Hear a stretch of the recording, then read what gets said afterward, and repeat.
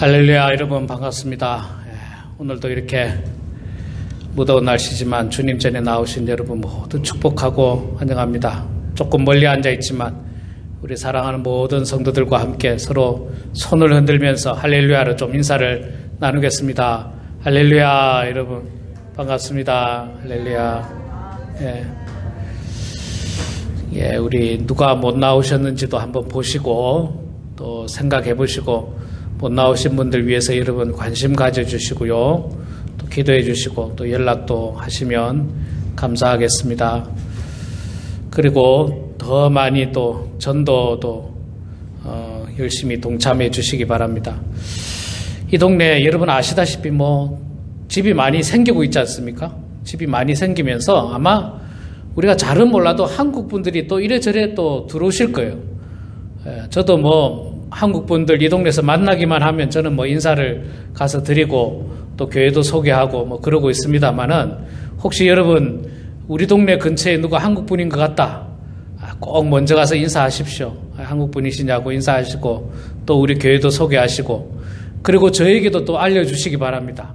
그러면 제가 또 혹시 한번 방문할 수 있으면 또 방문할 수 있도록, 여러분이 아마 직접 전도하는 것도 좋은데 그게 조금 힘드신 분들은 저에게 또 연락하셔서 또 제가 우리 전도팀과 함께 또 같이 갈 수 있도록 그렇게 하도록 하겠습니다. 그래서 여러분 마켓에서 만난다든지 맥도날드에서 만난다든지 식당에서 만난다든지 한국 사람인가 하고 삐죽삐죽하고 모르는 척 하지 마시고 먼저 다가가십시다. 먼저 다가가서 안녕하세요 인사하고, 한국 분이면 어디 근처에 사시냐고 물어보시고요, 또 이렇게 우리 교회도 소개하시고, 그렇게 하는 것이 참 축복된 삶입니다. 꼭 그렇게 실천하는 여러분 되기를 소망합니다. 지난 8주 동안요, 제가 갈라디아서 1장부터 5장까지 말씀을 전했는데 이 말씀이 굉장히 비슷한 말씀이었어요. 주제는 뭐냐면 율법으로 말미암아 구원받는 것이 아니라 하나님의 은혜로 예수 그리스도를 믿는 믿음으로 말미암아 구원받는 것이다. 그렇기 때문에 굳이 율법의 어떤 말씀을 지켜야만 구원받는 건 아니다. 그 중에 대표적인 예가 할례였습니다. 할례를 행해야만 구원받는 것은 아니다. 할례를 행하지 않더라도 마음의 할례, 내가 진심으로 하나님을 향한 거듭남에 대한 마음의 할례를 받으면 된다라고 하는 것이 바울의 주장입니다. 그럼에도 불구하고 바울은 그렇다고 율법이 전혀 필요 없느냐, 또 그렇지는 않다고 이야기합니다. 율법도 중요하다. 일정 부분 필요한 부분이 있고 중요한 때가 있고 중요하다. 그런데 이제 우리가 이렇게 항상 보면 율법이냐 믿음이냐 이걸 이제 이야기하다 보면 우리가 믿음이라고 이제 결론을 냈습니다. 믿음. 율법이 아니고 믿음이다. 그러면 율법은 마치 굉장히 쓸모없는 걸로 생각해 버립니다.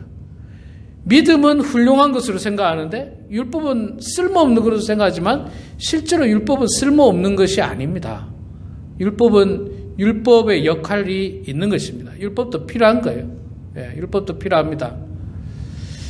자, 이제 믿음을 강조하다 보면요, 많은 경우 믿음을 강조하다 보면 또 너무 하나님의 은혜와 믿음을 강조한 나머지 기본적인 어떤 율법 혹은 기본적인 법률, 규칙, 예의 이런 것들을 망각하는 경우들도 또 때로는 있어요.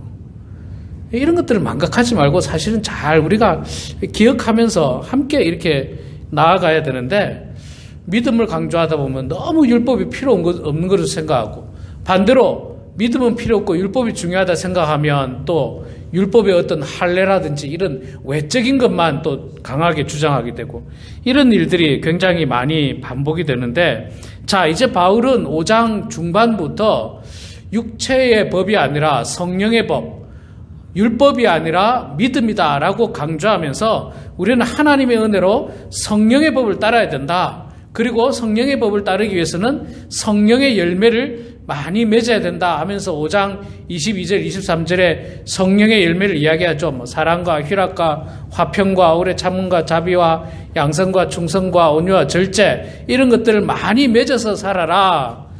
그렇게 결론을 맺으면서 이제 6장에 와서는 무슨 이야기를 하고 있느냐면 자, 그렇다면 우리 그리스도인들이 어떻게 살 것인가?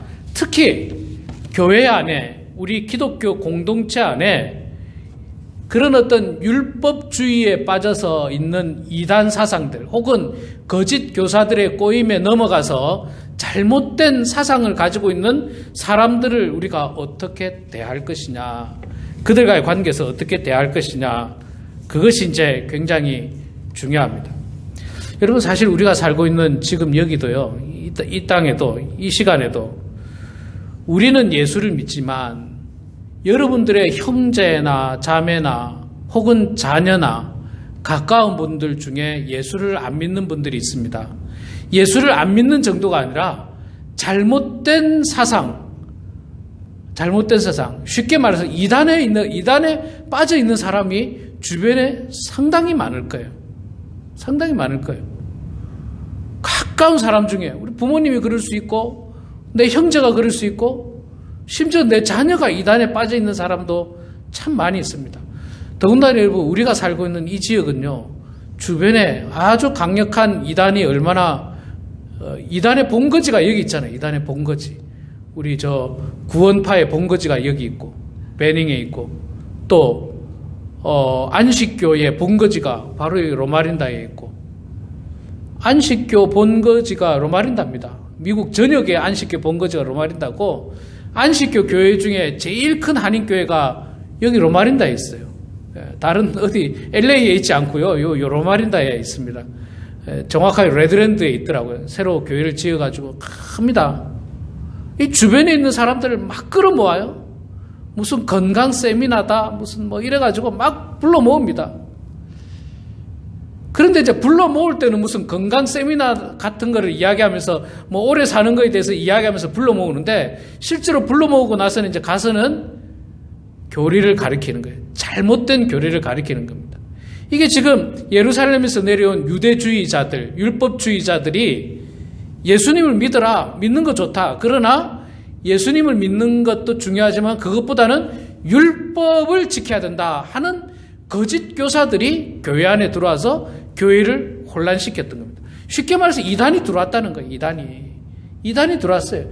이단은요, 크게 다르지 않아요. 뭐 머리에 뿔이 난 사람도 아니고요. 이단이라고 해서 뭐 나쁜 사람, 심지어 여러분 이단 중에는요, 보통 기독교인보다 더 좋은 사람들이 많아요. 인품이. 안식교 사람들 가끔 만나보면요, 물론 뭐 다 그렇진 않아요. 안식교 중에도 보면 뭐 인격적으로 문제가 있는 사람도 있지만 또 굉장히 훌륭한 사람도 있어요. 아주 훌륭한 사람도 있어요. 인격적으로. 뭐 무슨 뭐 통일교든지 무슨 잘못된 이단에 빠져 있는 사람 중에도 보면 아주 인격적으로 훌륭한 사람들이 있을 수 있습니다. 그런 사람들이 가까이 와서 접근하면요, 우리도 굉장히 마음을 빼앗길 가능성이 사실 굉장히 많이 있습니다. 그래서 우리가 그런 사람들을 어떻게 대해야 되는가? 막 이단이라고 그냥 막 벽을 쳐버리고 상종도 하지 않고 뭐 그렇게 상종도 안 할 수가 없죠. 형제라면, 심지어 자녀라면 뭐 어떻게 상종을 안 합니까? 부모라면, 가까이 사는 이웃인데 어떻게 완전 벽을 치겠습니까? 그럴 수가 없어요. 자, 그래서 바울은 어떻게 하라고 우리들에게 이야기하느냐면요, 1절 말씀에 보면 이렇게 말씀합니다. 형제들아, 사람이 만일 무슨 범죄한 일이 드러나거든 신령한 너희는 온유한 심령으로 그러한 자를 바로잡고 너 자신을 살펴보아 너도 시험을 받을까 두려워하라. 예, 여기서 말하는 그 범죄한 자는 사실 앞서 말한 이단을 말하는 거예요. 이단. 그러나 우리는 이 말씀을 조금 더 넓은 의미에서 보면 교회 안에 인격적으로 문제가 있는 사람 혹은 교회 안에서 범죄를 하고 있는 사람, 예, 그런 사람들이 있을 수 있습니다. 그런 사람이 있어서는 안 되겠죠. 있어서는 안 되는데, 있어서는 안 됨에도 불구하고, 예, 그런 사람이 있을 수도 있어요. 뭐, 큰 교회 가면요, 더 많죠. 별의별 사람들 더 많죠.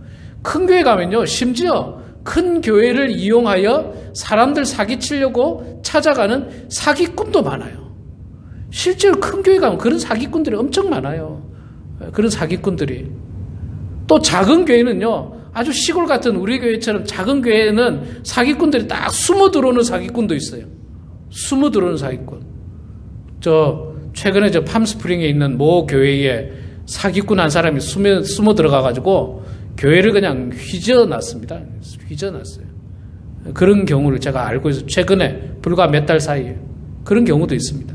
그래서 이게 참 조심해야 돼요. 참 조심해야 돼요. 교회 안에 그런 사람이 있을 수 있습니다. 겉으로는 똑같잖아요. 생긴 것도 똑같고. 또 보통 사기꾼이라든지 좀 나쁜 사람은요, 더 매너가 좋아요. 희한하게. 왜? 사기를 치려면 매너가 좋아야죠. 사기를 치는데 뭐 아주 성격이 나빠가지고 사기를 못 쳐요. 아주 착해요. 뭐 처음에는 막 정말 잘해줍니다. 막. 야, 저런 사람 없어.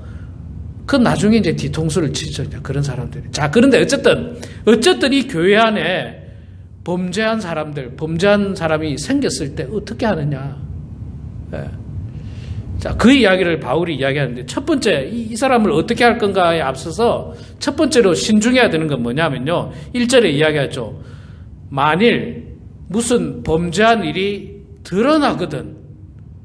범죄한 일이 드러날 때 우리가 무슨 조치를 취해야지, 심증만 가지고, 혹은 뭐, 범죄인지 아닌지 정확하지 않는데 불구하고 그 사람을 범죄자로 몰아가지고 나쁜 사람으로 몰아서 이단으로 몰아서 그렇게 정죄해서는 안 된다는 거예요. 그렇기 때문에 오늘 말씀에 범죄한 일이 드러나거든. 완전히 명명백백하게 드러날 때. 여러분, 우리가 있잖아요. 내가 안 봐도 안다. 뻔하지 뭐. 이거는 굉장히 위험한 거예요. 안 보고 어떻게 알아요, 자기가. 예. 드러나야지 우리가 저 사람이 뭔가 잘못했구나. 이걸 우리가 확정을 짓지. 드러나지도 않은데 그랬을 거야. 그럴 거야. 아니면 말고. 아주 고약하고도 나쁜 이 생각이에요. 한국의 정치인들이 그러더라고요. 막 나쁜 말 막 해놓고 아니면 말고. 이건 나쁜 사람들이 하는 거예요. 나쁜 사람들. 정치인들이나 하는 아주 나쁜 말이에요. 아니면 말고 그렇게 하면 안 돼요. 명백하게 드러날 때, 세상 법정도요, 세상 법정도 죄가 명백하게 드러나기 전에는 무죄 추정의 원칙으로 죄가 없는 사람입니다. 그래서 미국에서는 죄수복을 입고 법정에 들어가질 않아요. 그렇지 않습니까? 죄수복 안 입고 그냥 양복 입든지 뭐 그런 옷 입고 하고 포승줄도 하지 않습니다. 한국도 요즘 마찬가지예요. 법이 정확하게 드러나기 전에는 그 사람은 무죄예요. 죄가 없는 사람이에요. 나중에 법이 명백하게 그 사람이 죄가 있다는 걸 드러냈을 때는 이제 뭐 포승줄로 묶기도 하고 죄수복을 입히기도 하고 그렇지만, 그러니까 여러분, 우리가 교회 안에서 어디서든지 저 사람 이단 저 사람하고 가까운데 저 사람도 이단일 거야. 뭔가 정확하게 드러나지도 않았는데, 확인도 되지 않았는데 그럴 거야.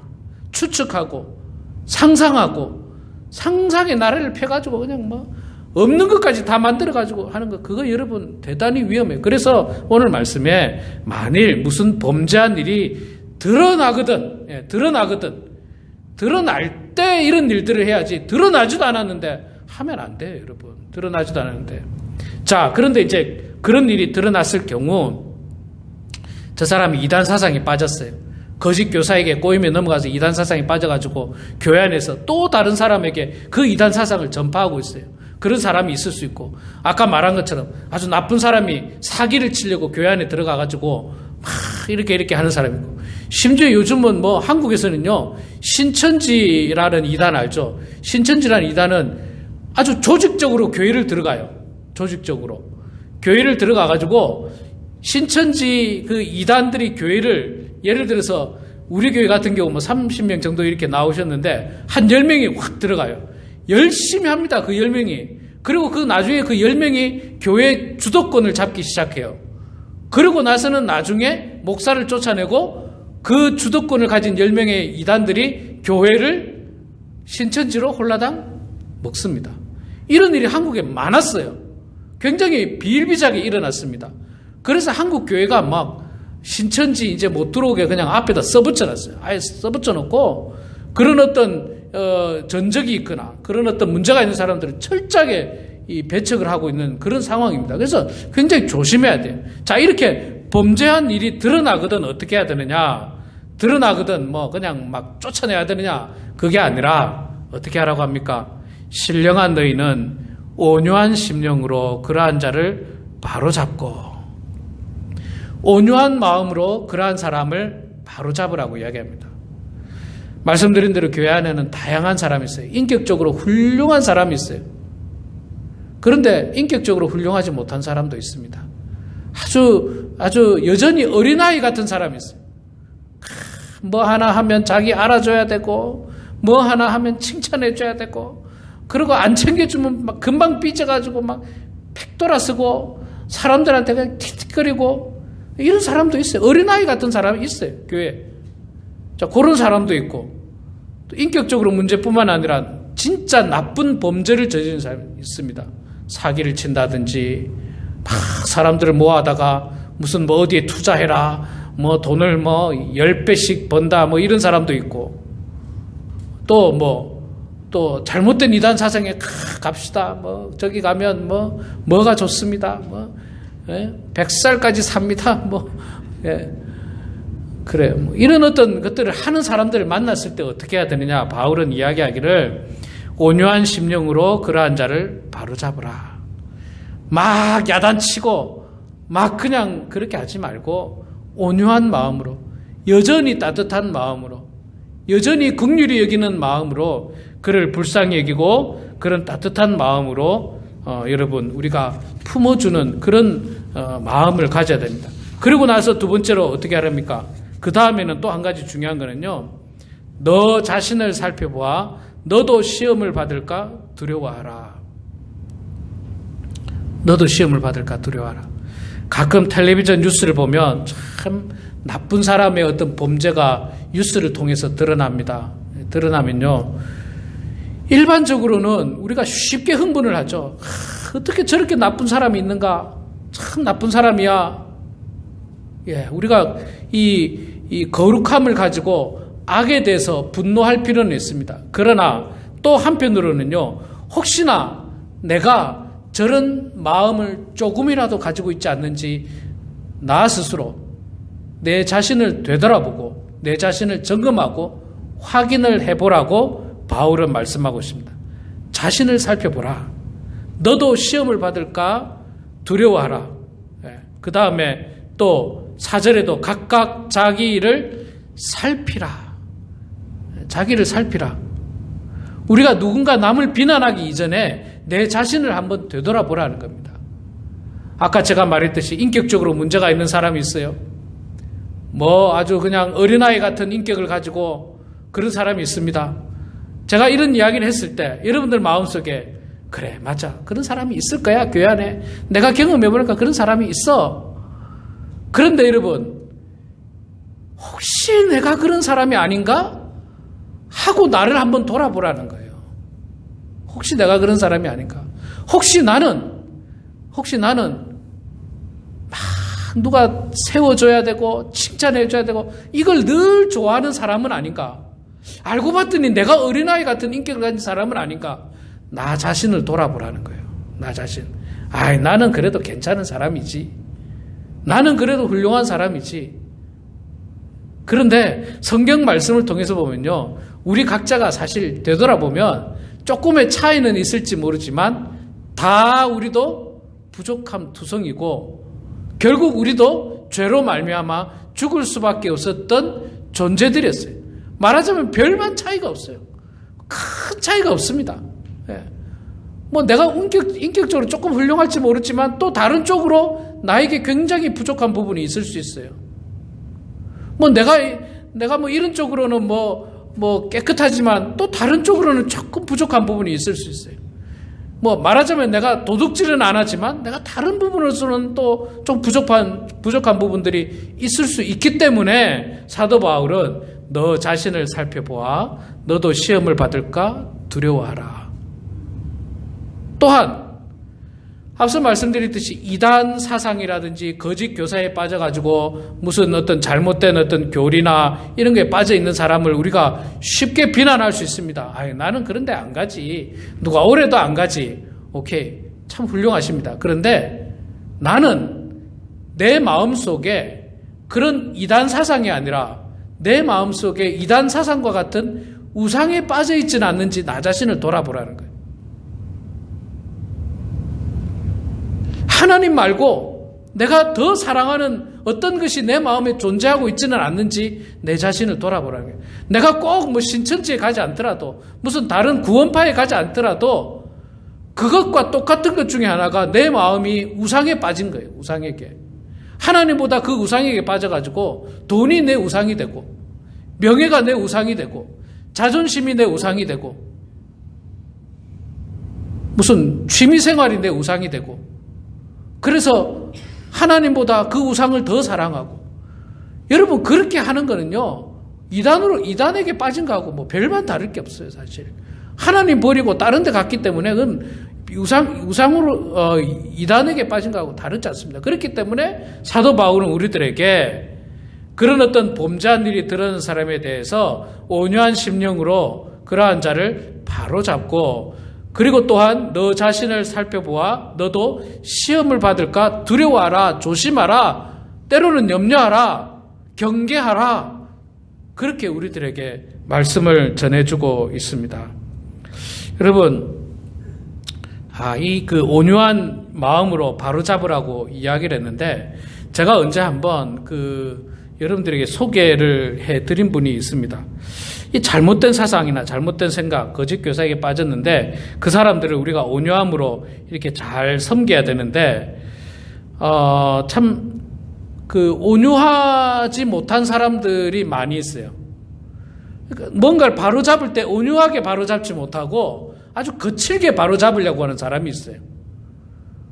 무슨 교회 정의를 세우는 것처럼 굉장히 거칠게 바로잡으려고 하는 사람들이 있는데 성경에서는 그렇게 거칠게 바로잡으라고 말한 적이 없습니다. 온유함으로 바로 세우라고 바로잡으라고 이야기하고 있는 거예요. 온유함이 사실은 굉장히 중요합니다. 온유하지 않고 거칠게 바로잡을 바에는 안 하는 게 나을 수도 있어요.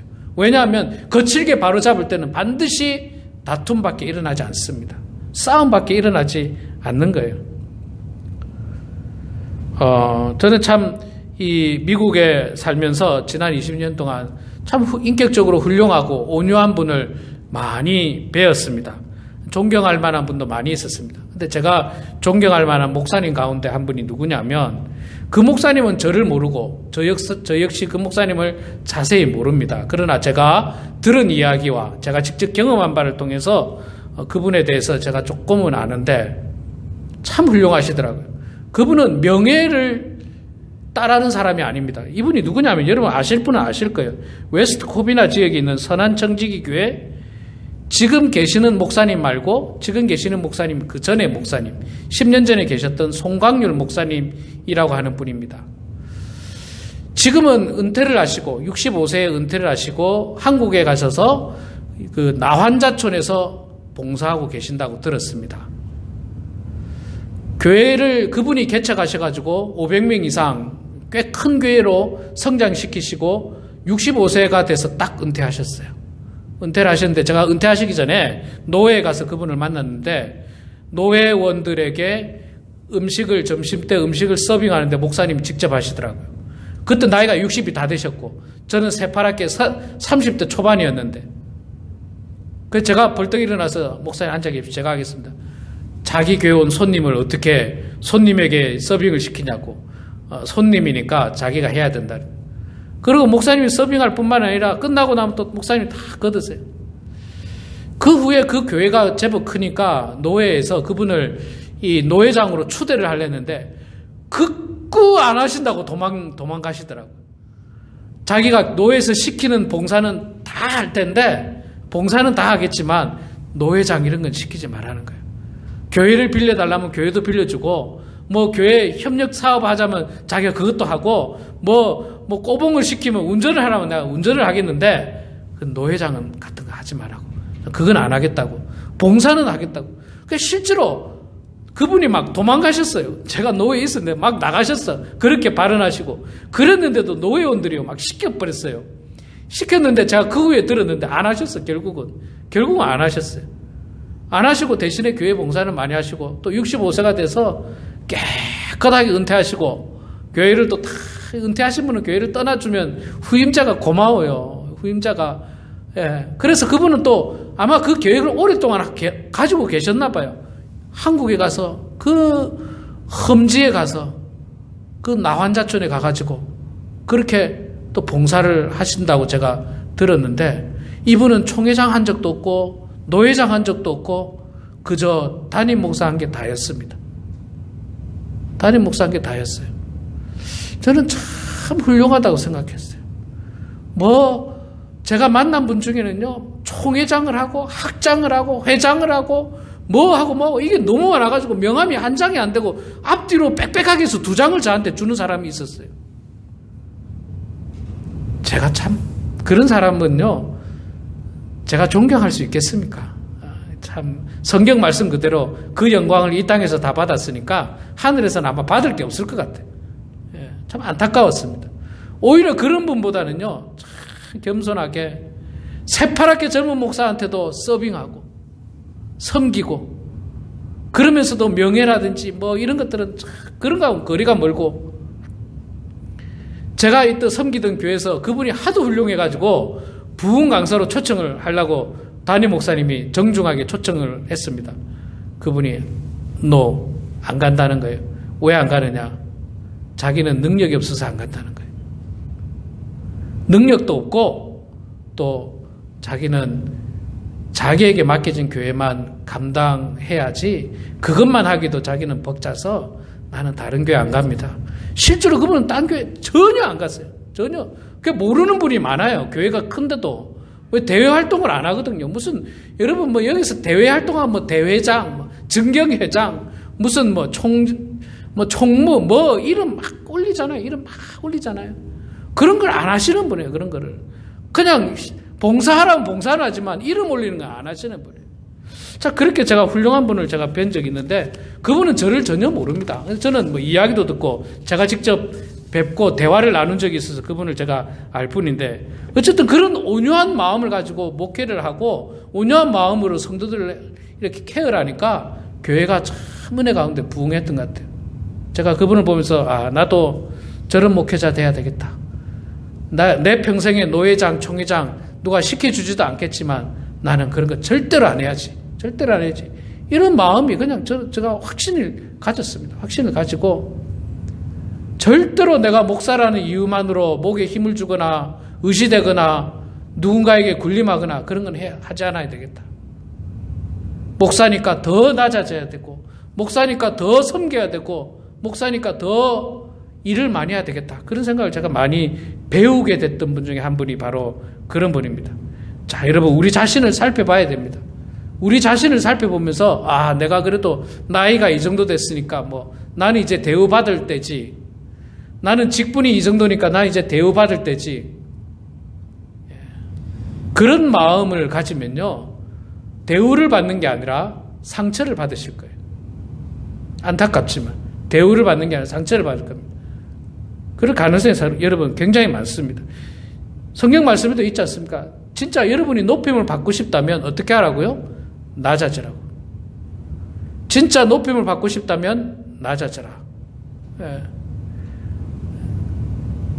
그 원리를 우리가 잘 깨달아야 하는 것입니다.